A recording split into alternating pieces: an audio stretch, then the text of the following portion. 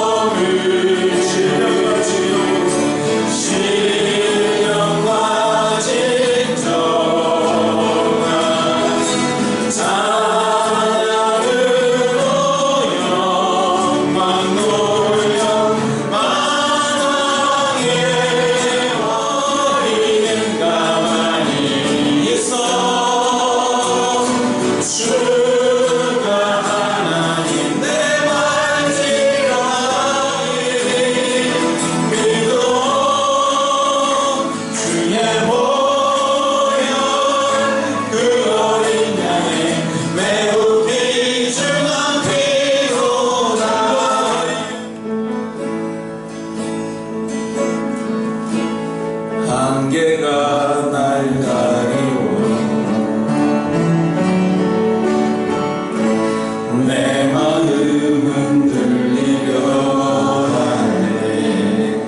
나 주님께 나아가네. 주님은 산 같아서 여전히 그 자리에 계셔. 눈을 들면 보이리라 날 위한 그 사랑. 주는 나의 도움이시여. 나의 믿음으로 순종해.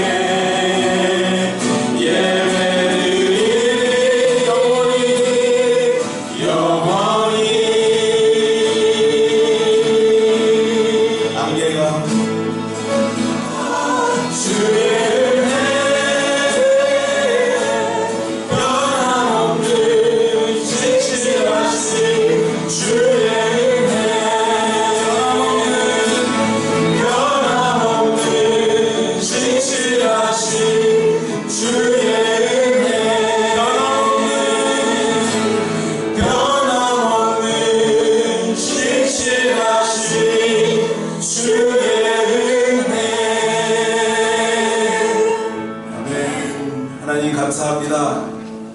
이 아침 저희들 주 앞에 나와 찬양하며 준비한 제가 오늘 알지 못하는 인생이라는 제목 가지고 여러분하고 말씀 나누기로 합니다. 우리나라 옛말에 한치 앞도 모르는 인생이라는 말이 있습니다.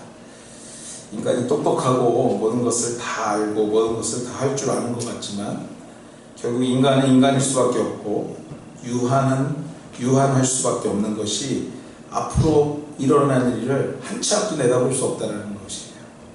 오늘 예배 끝나고 뭐가 어떻게 되는지 내 인생이 어떻게 또 나아가는지 알 수 없다라는 말을 한치 앞도 모르는 인생이라는 말로 얘기하고 있는 것이죠.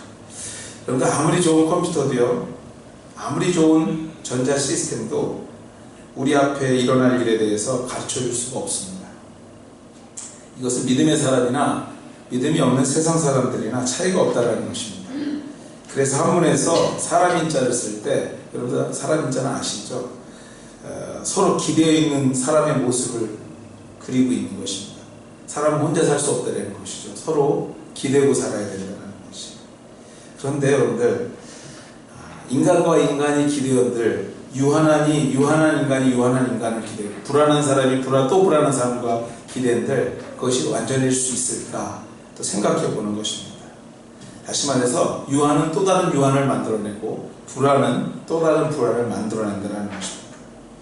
오늘 본문에서 바울 또한 또 인간의 유한한 인생을 말하고 있습니다. 뭐라고 얘기하냐면요. 22절에 이렇게 얘기합니다.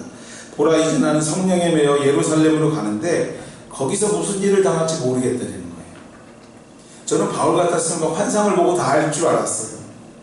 기도하면 막 보인다는 분 계시죠? 저는 그런 분이 굉장히 부럽습니다.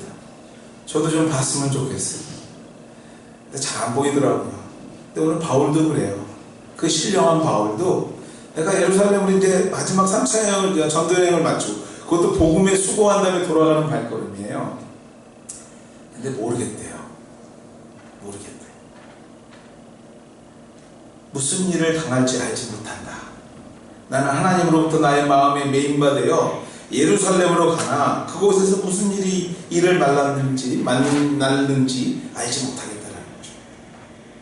그래서 바울은요, 알 수 없는 인생의 해결책을 24절에 이렇게 답하고 있어요. 내가 모르기 때문에 이러한 답을 달겠다는 거예요. 22절, 24절에 뭐라고 합니까? 내가 달려갈 길과 주 예수께 받은 사명 곧 하나님의 은혜의 복음을 증언하는 일을 마치려 하면은 나의 생명조차 조금도 귀한 것으로 여기지 않겠다. 이 얘기 무슨 말입니까? 무엇이 내 앞에 기다리는지를 알 수는 없지만 내가 살아있는 동안 어떻게 하겠다고요? 최선을 다해서 달려가겠다. 최선을 다해 뛰어가겠대요. 최선을 다해 나에게 주어진 그 상황에서 최선을 다하겠다는 것이죠. 최선을 다하는 것, 생명을 아끼지 않는 최선, 그것이 알 수 없는 인생을 살아가야 할 우리가 갖게 되는, 갖추어야 될 삶의 자세라고 바울은 말하고 있는 것입니다. 누구도 좀 알 수 있으면 좋겠는데 알 수 없으니까 바울은 뭐라고 합니까? 최선을 다하겠다라는 것이죠. 그렇다면 여러분들 무엇에 최선을 다하겠냐라는 것이에요. 그 방향성이 굉장히 중요하겠죠. 오늘 바울은요, 말씀 속에서 그 방향 또한도 말하고 있습니다. 최선을 다해서 달려갈 것인데 무엇에 방향을 두고 달려갈 것인가? 오늘 본문 말씀 18절 말씀에, 이 18절과 19절 말씀 이렇게 얘기하고 있습니다. 그 이튿날 바울이 우리와 함께 18절 말씀입니다. 그들의 몸에 그들에게 말하되 아시아에 들어온 첫날부터 지금까지 내가 항상 여러분 가운데서 어떻게 행하였는지를 여러분도 아는 바니 곧 모든 겸손과 눈물이며 유대인의 관계로 말미암아 당한 시험을 참고 주를 섬겼답니다.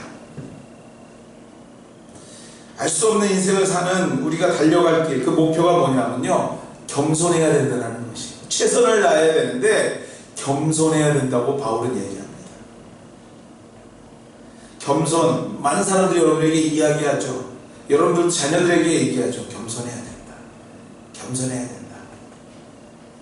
여러분들 이 얘기가 뭐냐면 많은 사람이 얘기한 만큼 그만큼 중요하다는 거예요.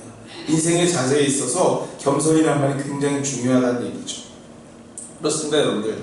겸손이라는 것은요, 없는 데서 없다고 하는 게 겸손이 아니에요, 여러분들.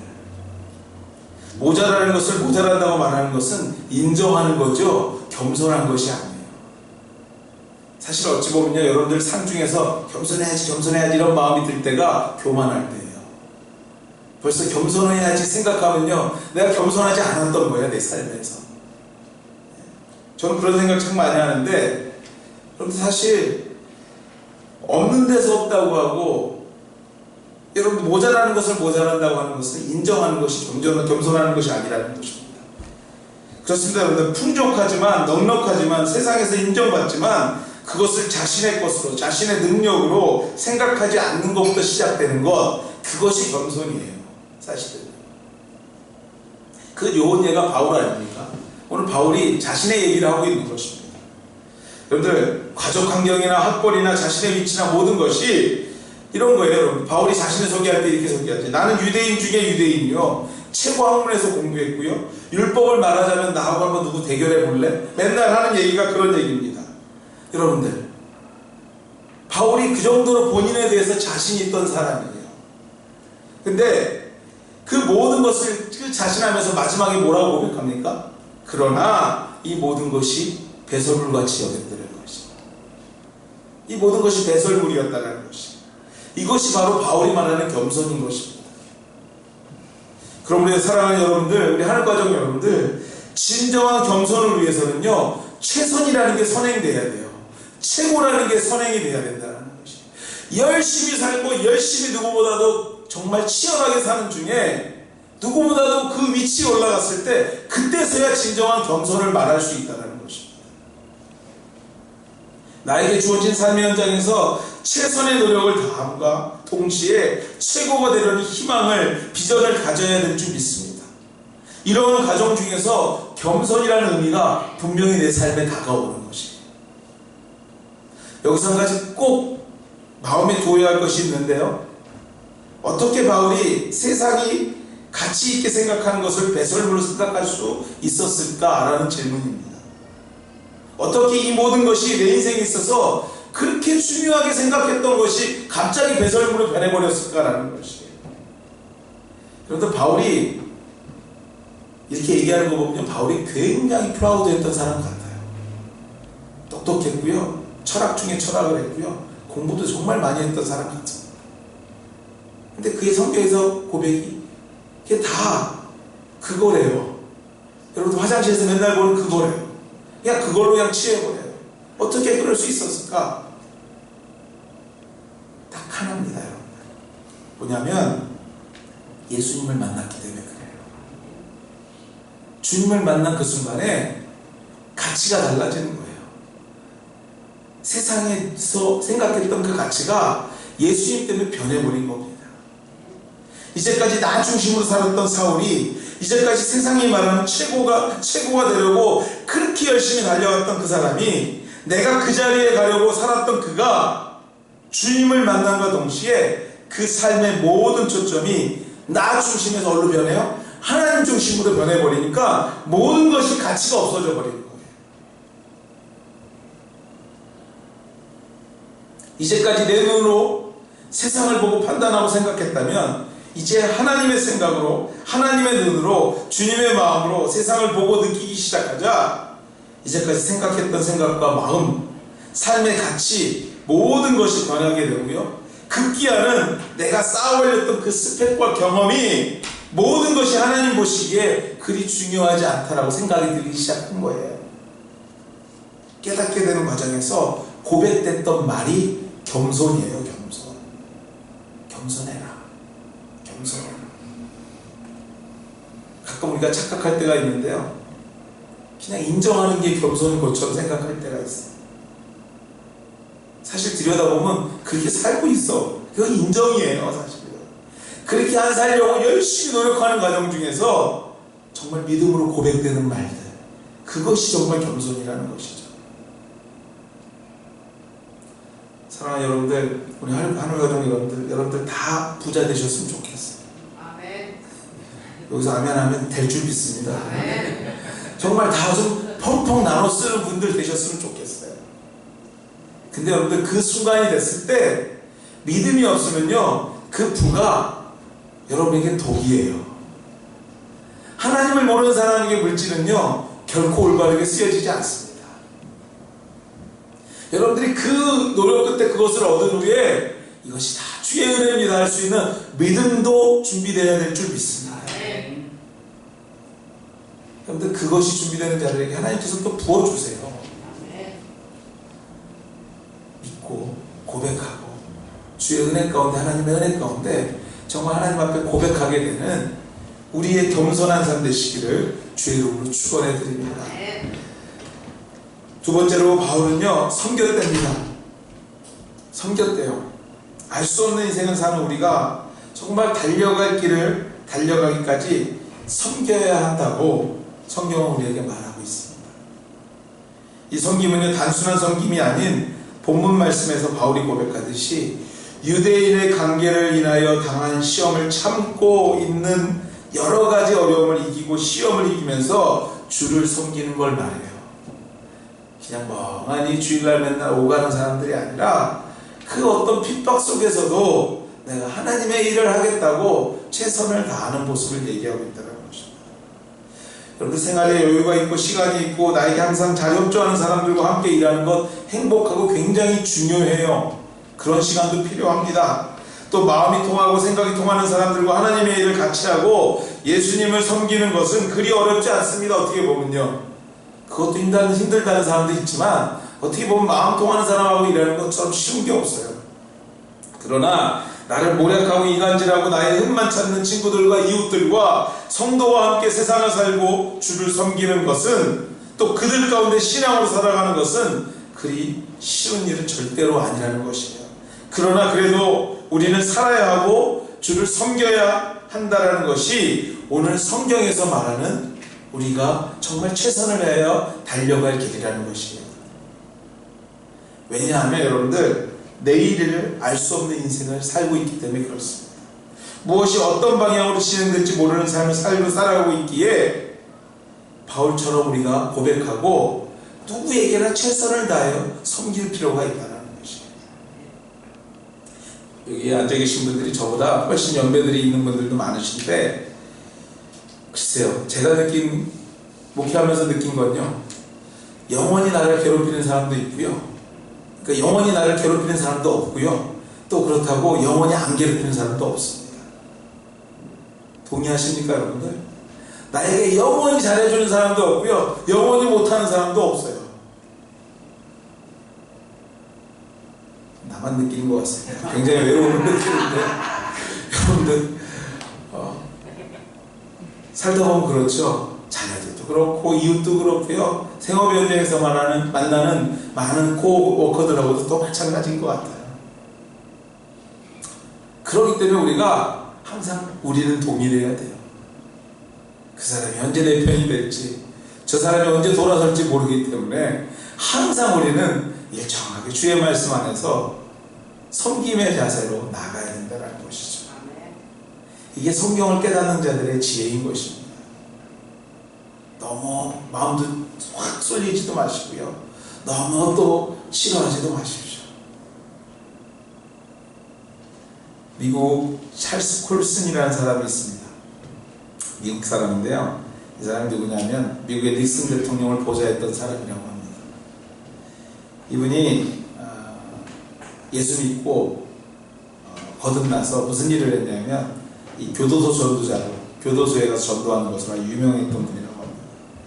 그분이 그 자신이 보좌관으로 수고할 때 그 자서전을 쓴 것이 있는데, 거기서 이런 얘기를 합니다. 역사적으로 가장 감동적으로 들었던 연설, 그것이 누구의 연설이냐면 그 인도의 캘커타에서 고인이 된 테레사 수녀가 연설했던 것이 가장 감동을 받았다고 쓴 글을 보았습니다. 근데 그 감동을 받는 순간 그 누구도 그 연설 앞에서 박수도 칠 수 없었고, 그 누구도 뭐 연설 시간에 미국 분들 박수 오래 치잖아요, 그 표현하는데 정말 콰이엇하고 아무도 입도 뻥끗대지 못하는 순간이 있었대요. 그 순간이 어떤 연설 시간이었냐면 그 수녀님께서, 테레사 수녀님께서 이 말을 할 때였답니다. 여러분, 섬길 줄 아는 사람만이 다스릴 자격이 있습니다 라는 얘기였대요. 여러분, 누군가를 비판하고 누군가를 헐뜯고 누군가를 평가하는 건 누구나 할 수 있습니다. 그러나 여러분들, 섬기지 못하는 자는 그럴 자격도 없다는 거예요. 우리 하늘교회가 이 섬김의 역사가 우리 모두에게 있었으면 좋겠습니다. 누군가를 보면 참 마음을 주고 싶고요, 무언가를 보면 돕고 싶고요, 무언가를 보면 하나님 앞에 정말로 잘 사용되기를 소망하는 마음을 협력하는 모습이 있었으면 좋겠다는 거예요. 사실 제가 아까 광고 시간에 뭔가를 빼먹었다고 이 찬양 집회를 하다 보면요, 제가 참 생각이 많아지기 때문에 막 빼먹을 때가 있어요. 근데 정말 큰 걸 하나 빼먹고 지나갔더라고요, 광고 시간에. 제가 지난주에 여러분들에게 우리 아이들을 위해서 우리 정수기라고 할까요? 그거 좀 하나 있었으면 좋겠습니다 했더니 우리 집사님이 바로 그냥 오케이 하고 갖다 놓으셨어요. 물론 딜리버리가 와서 갖다 놨지만 우리 강 집사님, 황 집사님, 여러분들이 섬김은요 아무 때나 하는 게 아니에요. 사실 때들이 있어요, 다들. 근데 중요한 건 뭐냐면요, 믿음 안에서 그 섬김을 볼 수 있는 눈들이 열리는 거예요. 믿음 안에서 은혜 가운데 내가 무엇을 섬겨야 되겠다는 것이 열리는 것입니다. 사랑하는 여러분들, 섬기시는 섬김이 답이 되는 우리 하늘교회 되기를 주의 이름으로 축원해 드립니다. 아멘. 내일을 알 수 없는 우리 인생을 살아가는 동안에 주의 이름으로 날마다 섬김을 통해서 정말 사랑을 나누고 말씀을 나누게 되는 우리 모두 우리 한 식구 되기를 간절히 소망합니다. 아멘. 바울은 말합니다. 나의 달려갈 길과 주께서 받은 그 은혜를 마침에 있어서는 내가 정말 최선을 다하겠다. 최선을 다하겠다. 겸손할 것이고 섬길 것이고. 사랑하는 여러분들, 우리에게도 이 바울의 고백이 여러분의 인생 가운데 항상 답이 되기를 주의 이름으로 다시 한번 축원해 드립니다. 아멘. 같이 한번 기도하시겠습니다.